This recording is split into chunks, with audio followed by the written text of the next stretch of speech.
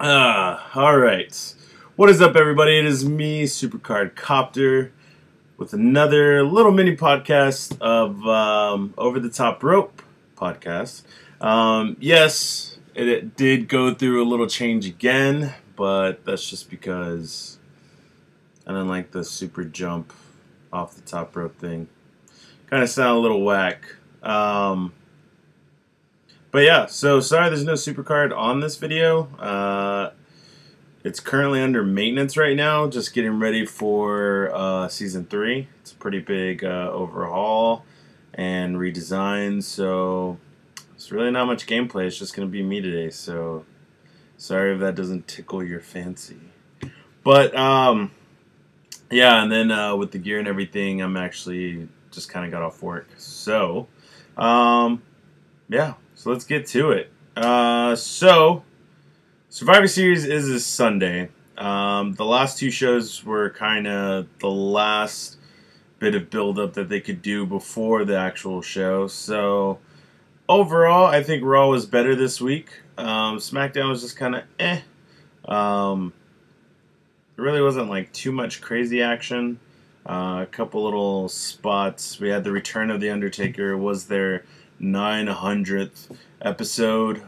So a lot of big things were supposed to be coming out, but it was okay. The first match was The Miz versus Dolph Ziggler for the Intercontinental Championship.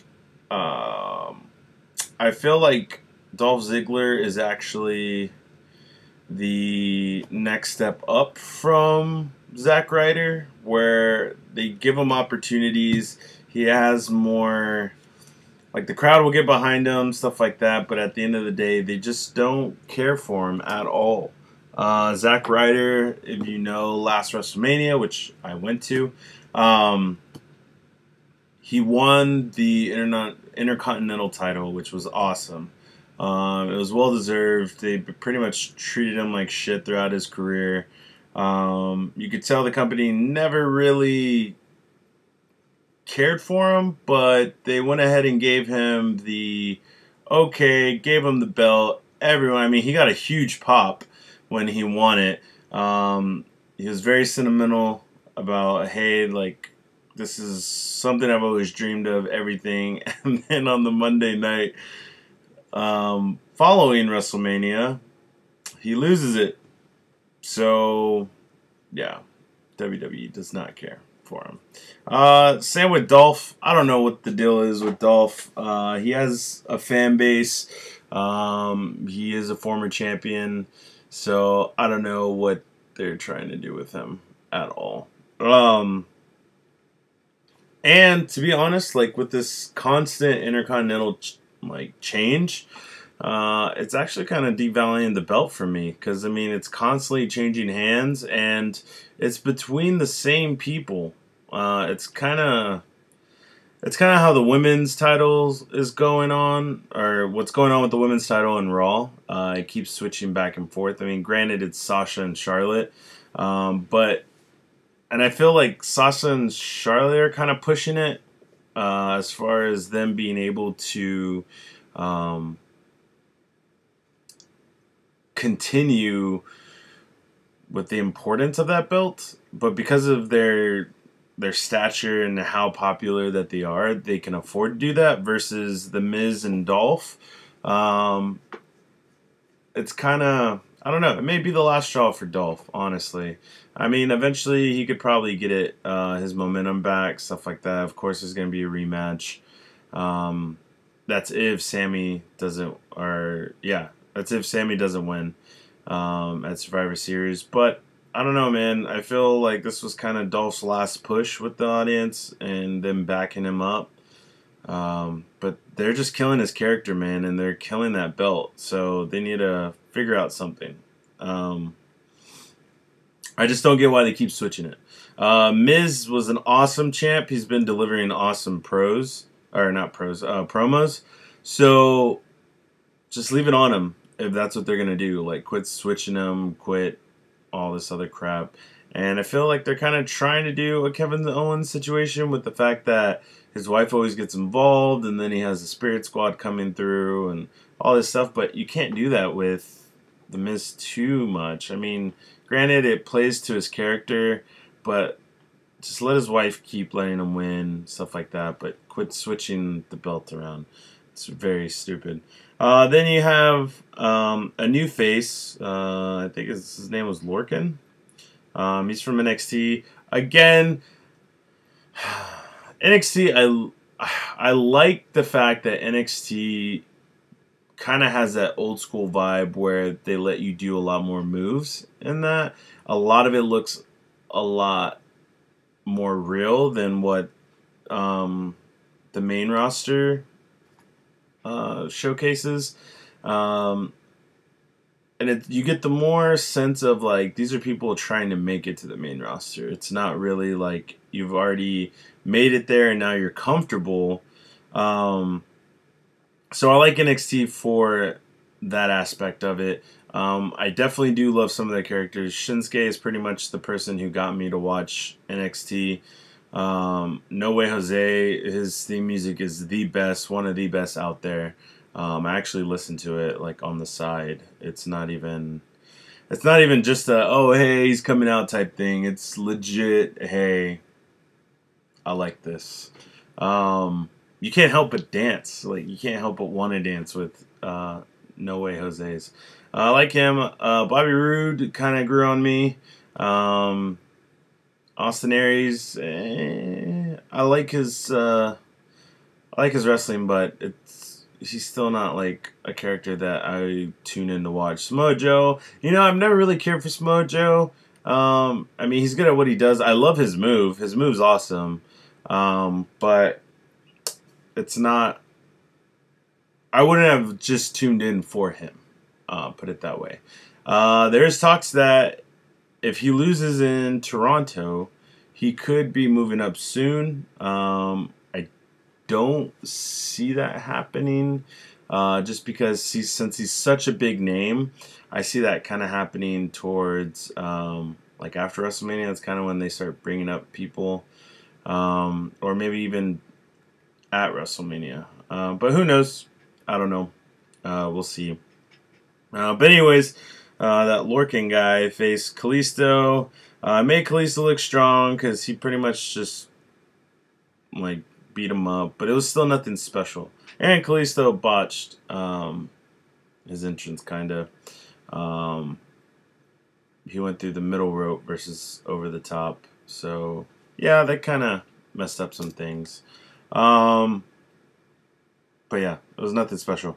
There's a tag promo with King Booker, which is so funny because we see him all the time. So it's one of those like, why does he have that accent to the person who only knows Booker T as the announcer guy? But he comes in, says a spiel, then it gets broken up by Fandango and Tyler Breeze. And then what's funny is King Booker loses his accent and he gets back into Gangster Booker. So he's like, "Can you dig that, sucker?" Which is awesome. I miss Booker T's old school stuff. My fondest memory of Booker T was the Food Market promo with Stone Cold Steve Austin. That was just awesome back in the day, and that was during the time that Booker T was funny, and then Stone Cold was funny, so just to see them together was awesome.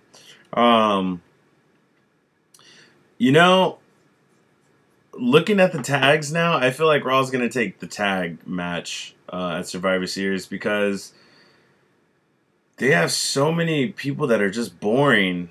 Besides American Alpha, they're good. The Usos, I mean, they can still put on a match, I guess. Rhino and Heath Slater, I mean, they're kind of like the joke, but underdog type people.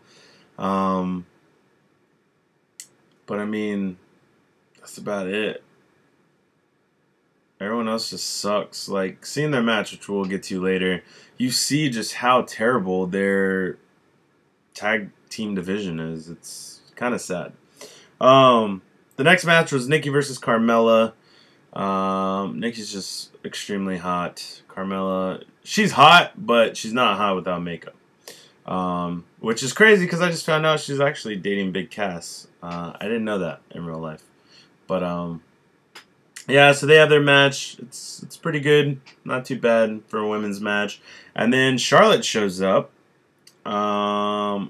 which is pretty cool, I guess. See, Charlotte looks good sometimes, but she just doesn't have a butt.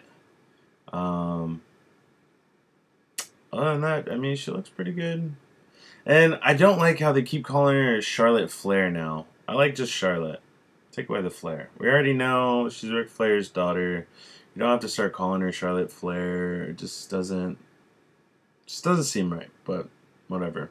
So she comes up, Nikki hits her, which the last time we saw one of the Bellas hit an audience member, or no, actually, it was Stephanie McMahon hitting an audience member who was also a superstar, aka Brie Bella. Brie was able to press charges and she went to jail, so why didn't Nikki go to jail? Because technically Charlotte was just there as a audience member, so technically she could probably get charged. Maybe we'll have some maybe we'll have some fake cops come and arrest her at Survivor, and maybe that's how they'll lose. But then Team Raw comes in, so you got Sasha, Bayley. Bayley, I'm shocked. I am shocked, Bayley. How dare you come in and act like a hill and pretty much jump Team Smackdown women like that. It hurts. Just for that, no hug for you, Bayley. But then Team Smackdown comes out. They look strong. Nia Jax looks strong. I'm shocked that they made her look that strong. But what's funny is her weakness is moving out of the way and her pretty much spearing into a wall, basically. And what's funny is she just went dead weight, and you just see this big hunk of woman just knocked out there. And what's funny is at the end of after Team Raw gets pretty beat up or whatever, all the girls are together and they're all walking up the ramp. Nia Jax is nowhere to be found. They didn't even go back for Nia Jax. They're just kind of like, hey, see you back here. Car leaves in 15. So, yeah, I made the SmackDown girls look tough, but I feel like the Raw women's is going to take it as well. Just because if you look at it, well, actually, no. I take that back. I think Team SmackDown's going to win. Because Team SmackDown doesn't have a weak link at all. So if you're weighing out the teams, Team SmackDown has Nikki, Carmella, Alexa Bliss, Becky Lynch, and who else? There's one more. Naomi, which is I'm on backwards. And all of them are good. None of them are jobbers. You have Alexa Bliss, who pretty much just fought for the title, and technically didn't lose. You have Becky Lynch, who's the champion, who's way over, so it's not like the fans aren't behind her. Nikki Bella, way over. You have, what was the other one that I said? Carmella, who's a good heel, but, I mean, she isn't like a weak link at all. And then you have, I said Naomi already, because Naomi's kind of over, especially with that entrance. I love her entrance now. Her stupid song, I'm amazing. When it first debuted, it was so stupid. I'm glad they did a little remix, because at least it makes it bearable, and then her whole introduction thing, it's all great. I like it. So I don't see any weak links. As far as Raw, yes, you have Charlotte. Yes, you have Sasha. Yes, you have Bayley. And then you have Nia Jax. But we have Alicia Fox. Alicia Fox is not over. She's nothing special. Yeah, she can wrestle, I guess, but she's nothing special. So she's more of a jobber, really. Let's be honest here.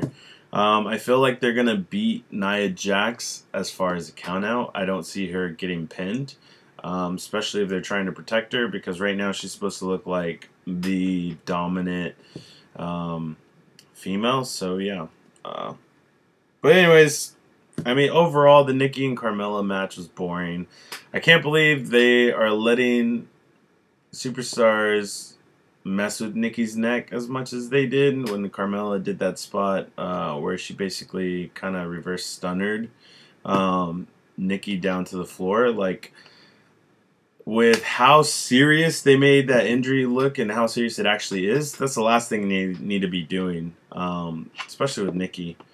It's not like she's been back forever, so they just need to calm down with that. Next, we have SmackDown went by quick. I know it's only a 2-hour show, but still, like, it goes by so quickly. Then we have Edge come out, which is funny because in all his promos, his hair's short, he's clean shaven, and then he comes out looking like a younger Mick Foley. His beard's got some gray in it. He's got the long hair, which looked vintage Edge. I like that. But I've always liked Edge with short hair. It's always been great. He got a pretty good pop. I miss his old school theme. Not this, you think you know me, and it's all like, I don't care for that. I like his old school one a lot better. So he comes out. He brings out all of Team SmackDown. Everyone comes out. AJ's just awesome. So is James Ellsworth. He's great. It's funny that Edge goes to him, and then he's like, I've been a fan all my life. Would you do me honors of letting me do a 5-second pose? Like, that would have been awesome if they would have did it. James Ellsworth, man, he's just living the dream right now. I mean, I've listened to some interviews with him, and he's technically been in the business for a while. He's actually a wrestler promoter, and he's been in it for about 15 years. If you look on his Instagram far back enough, you'll see he was a tag team champion in whatever league that he's in. But he loves what he's doing, and for him to come and be the persona that he is now is just awesome. Last week, I didn't get to talk about it because this podcast just started. But last week, it was hilarious because pretty much it's funny to me how over he is with the crowd. Like, they just want to see him do good. That's it. Just because they know he's not supposed to. I mean, he looks like a dweeb. He has no chin. He's one of the weirdest looking guys I have ever seen in my life. And, I mean, that's what got him back. He was technically just supposed to be a jobber for Braun Strowman, and that was it. But they basically, in his tag match, whenever he was with Dean and Kane, I mean, you can look it up on YouTube. It's great. Just type in James Ellsworth super kicks Bray Wyatt.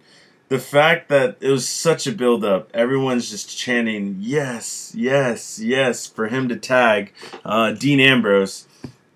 He gets in, his little, like, he goes crazy and he's getting ready and he takes off his shirt and then gets that no-chin music leg, just getting ready to kick. It looks like he's going for it, and Bray just kicks that foot away. Does, oh my god, why do I lose track of names and stuff? Sister Abigail. He busts out of Sister Abigail, and like that, the match is over. It's amazing. I laughed so hard with Jericho's promo against James Ellsworth, putting him on the list, and James Ellsworth isn't even like, he's more sad that he got put on the list than anything. And yeah, he's just the man right now. It's awesome. Well, during that, Shayna Mac kind of talks some shit to AJ, and then The Undertaker comes out. 30 minutes later, he's in the ring. He basically says WrestleMania isn't going to define him anymore. He's back. I don't see him being on a week-to-week basis thing. He may just do like the major pay-per-views, so SummerSlam. SummerSlam, Royal Rumble, and then of course WrestleMania. I don't think he'll be at Survivor Series, but honestly, I feel like this is his last year. By him saying WrestleMania won't define him anymore, that makes me feel like he's saying I'm about to lose at WrestleMania because that's like my throne, and once I lose, I'm going out. Like he technically should have once the streak was done, but he didn't, and I feel that's why he's just kind of getting everyone ready. Like stop worrying about the streak, worry about my last match that's coming up. Just so everyone's not like, oh, he lost again at WrestleMania. It's more of like, well, he said he didn't want WrestleMania defining him anymore, so he won't, but that's not going to happen. They built that up for over 22 years, that WrestleMania is the home of The Undertaker. He's never lost, yada, yada, yada, and then he did, and now it's just a major story because no one will ever beat that record. Or it doesn't seem possible. No one right now will. So a new guy would have to come in, get as over as Undertaker, win, and then call it a day. But it doesn't look like it's ever going to happen. If Cena can't do it, no one can do it. So yeah, I think this may be his last year. It really should be his last year. It's not like he's performed the best in his matches. I mean, he's getting old. There's new people out here that can pretty much send him on his way. He's good to walk out. He basically tells the team, like, hey, don't fear about it. Just go in there, do what you got to do. But if you lose, you're going to have me to answer to. So everyone's kind of, ooh, scary. Half of those dudes would destroy Undertaker anyways. Now, it would be awesome to see AJ get one last lick at him, but as good as a wrestler as AJ is, I don't even think he can make Undertaker look amazing. I mean, they could probably have a decent match, but I just feel like AJ would have to tone down a lot of his stuff just to make it seem like they're on an even playing field. And that's just not good because AJ's the man. I mean, I didn't get all the hype about him until he got here and I actually started seeing him and really like looking at his work ethic and the way he can cut a promo. And now that he's comfortable, the way he's starting to show it, I mean, he's the man that runs the camp, He's the face that runs the place. So he's awesome. AJ's awesome. What's funny is whenever I released my Survivor card back in season 1 when Katie Sweets was still doing them, a lot of people were like, oh, he looks like AJ. And I was like, dude, this dude looks ridiculous. I don't care about this guy. I don't even know who he is. Now, hey, thank you.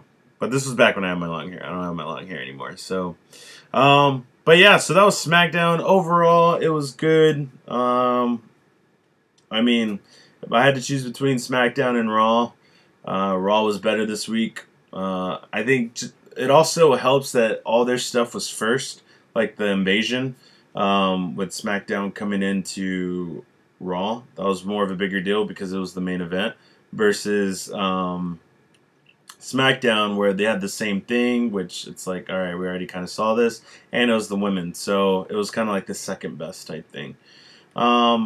But yeah, other than that, it was still a decent show. I think they built up the whole 900th episode a little too much, but at the end of the day, it was still good. I was entertained for the most part. So yeah, it was pretty good. My predictions, because we do have Survivor Series this Sunday.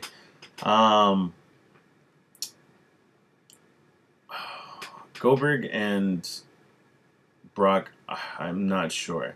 Goldberg did just release saying that he kind of tweaked his shoulder at Raw. So I don't know how that's going to make the performance look. I know a lot is riding on this match because how bad their first one went. I'm going to go Brock. If Brock loses, I think it's because he's done with WWE.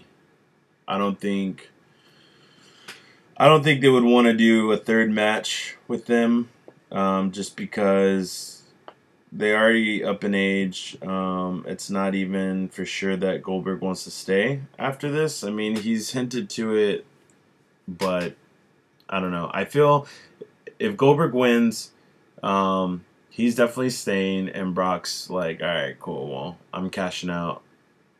I made a crap load. There's no reason for me to be here anymore. I want to just go chill, kill whales, kill sharks, eat lions, etc. But realistically, I feel I'm gonna go with Brock. I feel like Brock's gonna win either way.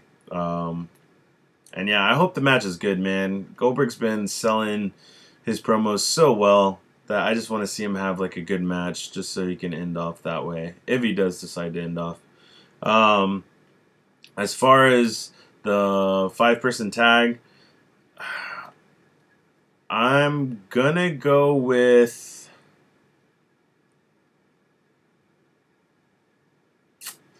you know,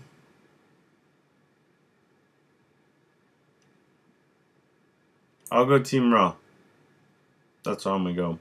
Not because I feel like Team Raw is better, but just because it's so hard for me to decide, I'm just gonna go Team Raw.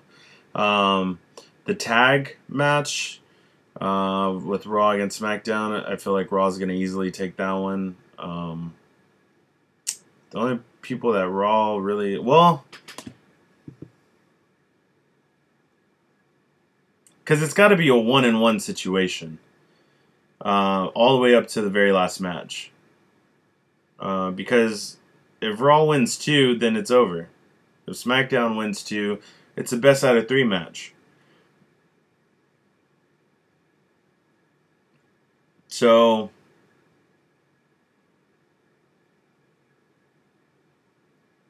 you know what? With SmackDown's tag team division looking so weak, I feel like they're going to get the win. Yeah. Carl Anderson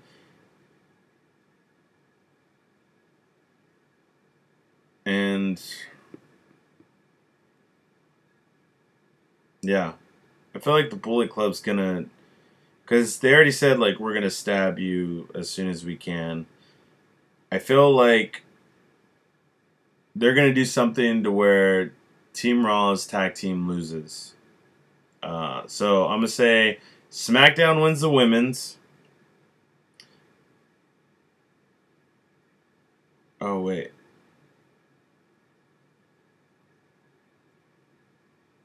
No, because SmackDown's women are all pretty strong. SmackDown women win.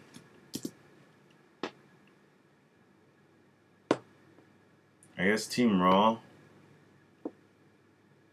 tag team wins. See, but if SmackDown's tag team won, that would kind of put some more views on their tag team scene, being like, hey, yeah, we have a bunch of shitty teams, but hey, we can do this. I don't know. I just can't see SmackDown women losing. They have too good of a roster and with no weak links. So I'm going to go SmackDown women, Raw tag team, and I'm going to go Raw for the win with the elimination match. Chris Jericho, or not Chris Jericho, Sami Zayn versus The Miz. I'm going to say The Miz retains it. Kalisto versus Brian Kendrick. You know, it would make sense for the Cruiserweights to go over to SmackDown because then they can give them one match and then kind of be like, hey, if you want more, stay tuned after SmackDown 205 premieres because they have their own show now. So I would essentially make your Tuesdays 3 hours long, 2 hour SmackDown, and then 1 hour of the 205s. But Kalisto's looking pretty strong. And it would actually kind of be nice to have cruiserweights over to SmackDown. I'm going to go with... But see, with everything that they made Brian Kendrick go through to get his title, I don't see him dropping it.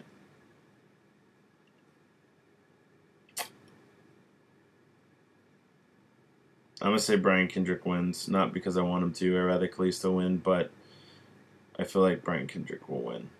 And those are kind of like the only main matches that I can think of. And those are the only matches that matter. So those are my predictions. Tell me in the comment section below what you think is going to happen for Survivor Series.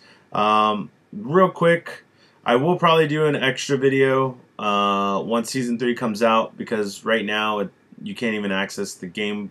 That's why it's just me on the screen. I know that the audio is probably going to be off just because I'm using the computer camera, which sucks. So sorry about that. Hopefully it's more of a listening thing versus a visual thing. And to let you know, I will have people on the podcast eventually co-hosting, stuff like that. Maybe I have one person in mind that could probably in-person co-host with me. So there's a ton more coming up. I appreciate your patience. I appreciate your views, your thumbs up, all that stuff. I really do. Just be patient with me. I'm already enjoying this. I love talking about it. It's going to be great once we all start to talk about it more. The more people that come through, etc., it will look really good. I know, what's his name? I'm going to look it up because you deserve it. Let's see.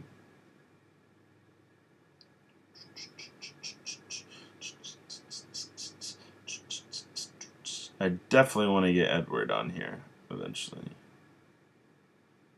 Here he is. Okay. So.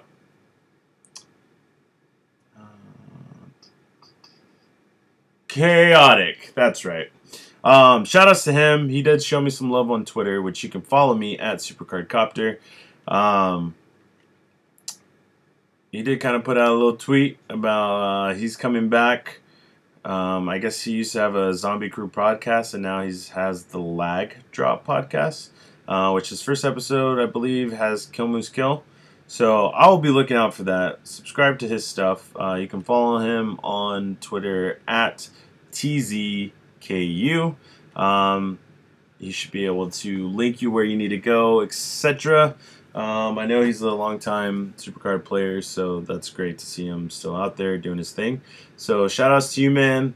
Like I told you, it's more of a more the merrier. It's always good to get other views. I hear tons of podcasts, and I feel like it's just a big open area. It's a big open topic. So the more the merrier for me, especially when I'm on my cleaning days at work. I love to pop in podcasts and just listen to those. It makes the time go by quick, and it makes just work fun, you know. I don't really have to rely on music or anything like that. I can just listen to some stuff, get some opinions, see views from other angles, and etc. Stuff like that. So thank you so much. This is a Smackdown Live edition of Over the Top Rope podcast.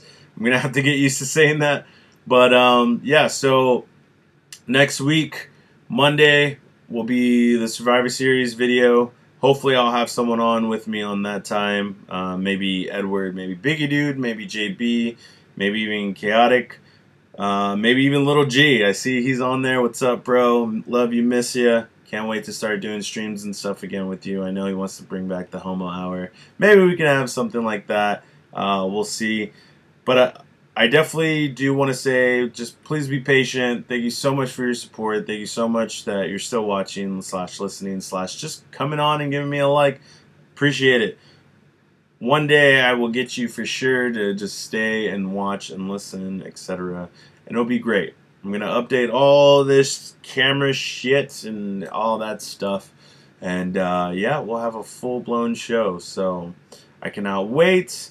Monday will be the Survivor Series podcast, and then Tuesday will be the Raw, and then Wednesday, of course, will be the Smackdown Live.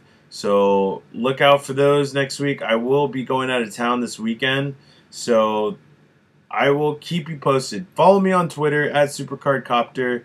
I will let you know if there's any delays and stuff like that, which there shouldn't, because I should be coming back Monday. So I'll be able to get that video out and kind of give you my thoughts on everything and stuff like that, and kind of go from there. And Season 3 will be out, so hopefully I can give you a video tomorrow. It won't be a long one. It will just kind of be a first look, a first glance type thing. And after that, once the Survivor Series comes, we'll get the gameplay going.